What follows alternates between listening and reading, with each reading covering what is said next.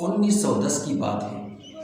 New York city کی ایک درسگاہ کے بورڈنگ ہاؤس میں دو نوجوان روم میٹ تھے۔ ان میں سے ایک کا فرضی نام جے تھا اور دوسرے کا ایس۔ جے ایک تصورات کی دنیا میں کھویا رہنے والا نوجوان تھا اور وہ ہر وقت ہوائی قلعے بناتا رہتا تھا۔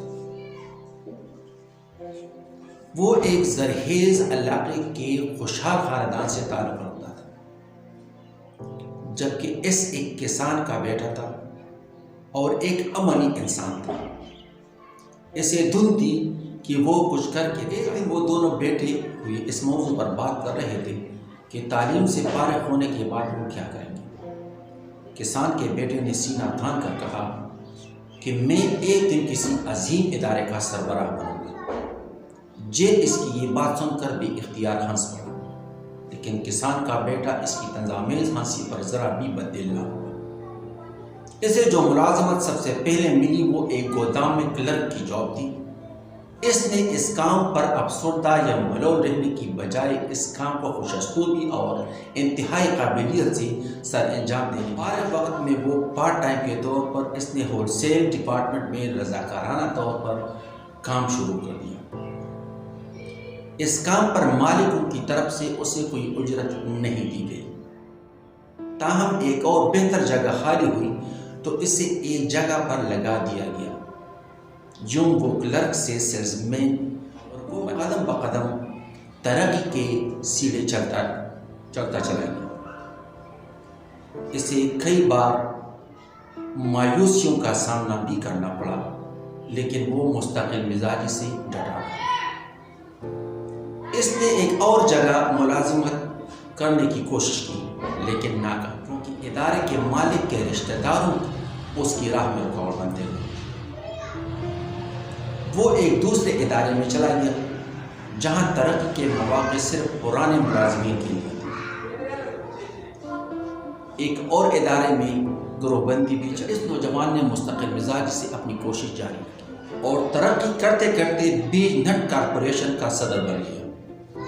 پھر اس نے پنیر کی مشہور و معروف کمپنی بلو مون کی بنیاد رکھی۔ اس شخص کا نام ہے سامن ویڈ۔ اگر اس بات پر بحث کی جائے کہ آخر کار سامن ویڈ نے اس کامیابی کا راز، اگر مسلسل محنت تھی تو دیگر کئی نوجوان بھی مسلسل محنت کرتے رہتے ہیں، لیکن پھر انہیں ناکامی کیوں؟ ویڈ نے کی کامیابی کا اصل راز یہ بتایا جاتا ہے کہ اس نے اپنی زندگی کے سامنے شروع ہی سے ایک مقصد رکھ دیا تھا۔ نیو یارک سٹی کی درسگاہ کے بورڈنگ ہاؤس میں جب وہ اپنے دوست کے ساتھ بات کر رہا تھا تو اسی وقت انہوں نے اپنے لیے ایک مقصد رکھ دیا اور اس کے سامنے ایک واضح مقصد تھا۔ اس مقصد کے لیے اس نے مسلسل جدوجہد کی اور آخر کار وہی کچھ کر کے دکھایا جو اس نے سوچا۔ اگر زندگی میں کامیابی ہی حاصل کرنی ہے تو کچھ باتیں ذہن میں ضرور رکھنی۔ کیا آپ اس مقصد کے لیے موزوں ہیں؟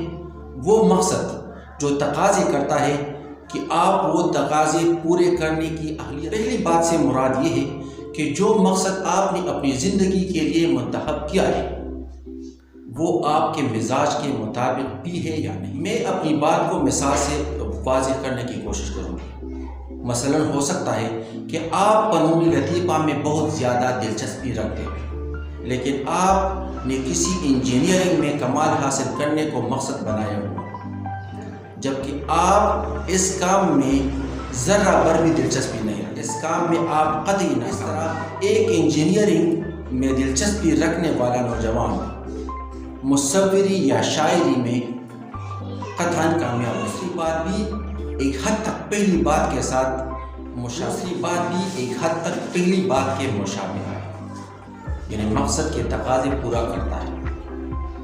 مقصد زندگی کا تعین کرنے میں اس بات کا خیال رکھنا بھی ضروری ہے کہ وہ مقصد تعمیری، کسی قسم کا تخریبی یا غیر تعمیری مقصد حیات نہ صرف قوم کو بلکہ آپ کو بھی نقصان پہنچا سکتا ہے۔ ہمارے ارد گرد ہزاروں ایسی مثال ہیں جو نہایت گھٹیا اور نیچ چیزوں کو اپنی زندگی کا مقصد بنا۔ جب اپنے مزاج اور قابلیت کو مد نظر رکھ کر ایک مقصدی حیات منتخب کر لیا جائے تو پھر اس پر ڈٹ جانا چاہیے، ساتھ ہی اپنی کامیابی کا یقین بھی ہونا چاہیے۔ اگر مقصد کے حصول کے لیے جدوجہد کے آغاز میں اپنی کامیابی کا یقین ہو تو گویا آپ آدھی جنگ جیت چکے ہیں۔ اپنی کامیابی کا یقین کامیابی کے حصول میں بے حد مددگار ثابت ہو سکتا ہے۔